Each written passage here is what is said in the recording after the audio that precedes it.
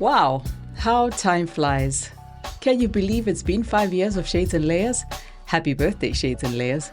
For this milestone, it's fitting to celebrate with something different. Not only is this a celebration, but it's a moment to reflect on the big lessons that have come from the dozens of women who have featured on the show. I hope you'll find it helpful for wherever you are in your entrepreneurial journey. I'm Gudgonos Kosana Ritchie, and this is Shades and Layers, the podcast where Black and other women of color entrepreneurs thrive. In case you're new around here, a quick rundown of what Shades and Layers is and why it exists. This platform was created to recognize and celebrate the underrepresented and underestimated women entrepreneurs that I kept meeting everywhere but didn't seem to exist in mainstream media. These amazing women have voiced similar challenges regardless of where in the world they live, which industry they work in, and how far into their entrepreneurial journey they are. From lack of access to funding, to sexism, ageism, and how to hire the right people. Their joys and successes have also resonated across the seas. From being able to change careers, being validated with customer support for following your passion, and embracing a leadership position in your community by providing employment and being an inspiration for young women and girls. I'm excited to share some of the top lessons with you in this episode. I'm also excited to do this episode because it's my very first solo episode. So in the next few minutes, I'll be breaking down the top 5 lessons from the last 5 years spent with my guests. There are obviously many entrepreneurial lessons, but I'm excited to share these 5 that keep coming up with every single interview. So let's begin. Lesson 1, embrace change. Shades and Layers launched in the middle of the pandemic, and there was a lot of recalibration happening, both for myself and my guests. So for me, I had just found out that our family would be relocating to the United States. We were living in Denmark at the time. So I had to embrace using Zoom for interviews. I had to convert a little cupboard into a home studio and had to broaden the scope of the guests who would appear. Many of my guests were working from home or operating under some form of restrictions because of COVID lockdowns. Some had to close their shops and pivot to online sales. Some had to take better control of their supply chain because of the impact the pandemic had on global trade. Remember how goods were stuck in ports for weeks on end? Yeah, that affected a lot of people who make physical products.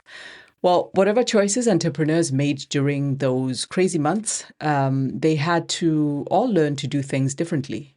If you were selling in person before COVID, today you probably have an extra sales channel. So life does demand that we adjust ourselves to reality on a constant basis, and we must evolve as people anyway. But also sometimes things don't work out as planned.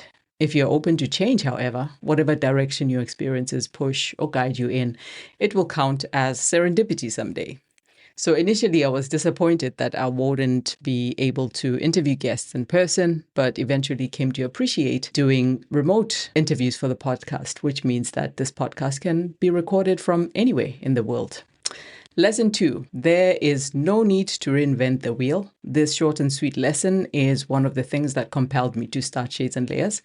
You can also learn a lot from other people's stories. As children, we copy our parents and peers to acquire invaluable survival skills and skills to thrive in life. So in the adult playground, not only can we choose to borrow someone else's playbook, we can also ask ourselves, what skills did they need to get where they are? What can I improve in their playbook? What should I do differently in my context? So the knowledge and information are always there, of course, but when the facts shape the story of someone we admire, that's when we understand it deep in our bones.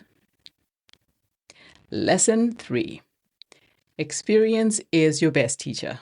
As a follow-on to the stories that can teach us, you also must get your hands dirty. There's no better teacher than experience, in fact. You can make all the business plans, have the right mentors and associates, make financial forecasts, read all the books, but there's no greater teacher than experience. So what does that mean and what does it look like? Well, know your business inside out, first of all, and figure out what you can do and can't do. And don't outsource before that. Even in partnership, you need to figure out who's good at what and where and how to fill the gaps. Your mentors, conference, workshops, business books, and self-help books, they'll only take you so far. What you do hands-on is what will take you to the next level. Lesson 4, don't walk alone. Related to lesson number 3 is that you don't have to do entrepreneurship solo. After all, there's no such thing as a self-made success story. You need people. Shout out to Casey Ariel, by the way, Casey Ariel Tobias now, for running her Blaze Group co-working sessions way back when I was still developing this podcast. These were free to join, and I met some amazing women through this network. So find a community, and that doesn't mean anything big or grand. It doesn't even have to be in real life. So yes, find a community. Lean on your friends, family, blood or chosen family, and ask for advice from your mentors and other colleagues in the industry you've chosen. Apart from online co-working, conferences and industry events I've found personally very helpful. For example, I've met some truly wonderful people at Creative Mornings, and there are many, many Creative Morning chapters around the world. The PRX Podcast Garage and various podcasting events have also been very helpful. Lesson 5. Make sure the back end is taken care of. This is probably the most fundamental lesson. If you're a first-time business owner or a side hustler, you find out pretty quickly that there are lots of balls in the air, and eventually something is bound to fall through the cracks because you don't know what you don't know. However, the one thing you do not want to fall through the cracks is the backbone of your business, and that is finance and legal.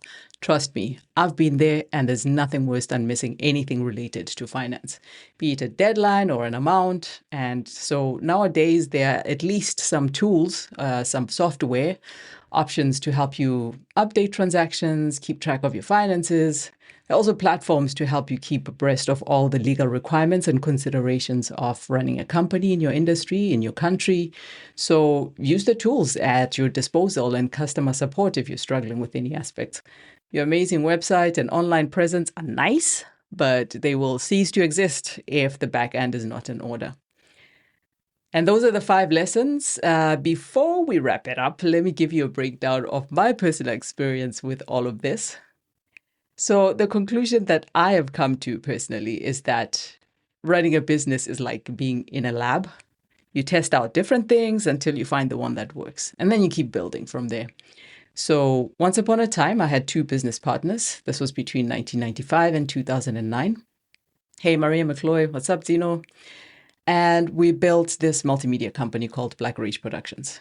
We started out wanting to create a music and culture magazine. When that didn't work, we put it on the internet. When we were invited as cultural consultants in developing Channel O, which is Africa's equivalent of MTV, we were ready because we were already working with music and culture. When we were invited to create our own television show, we were ready for that, having worked with Channel O. And by the time Tino went scouting for talent for Outrageous Records, our very own hip-hop record label, we were ready and in a position to create something within that space. All of this to say that what you do today is practice for the future. So stay ready, and it will be easier to embrace change and take the opportunities when they come. And that concludes this solo/birthday episode. Thank you for listening. If you found this episode useful, please share it with your friends. If you have a moment, please give us a 5-star rating and review wherever you're listening so that others can find the podcast. Thank you for your support over the past 5 years. I'm Kutwanas Kosana Richie, and until next time, please do take good care.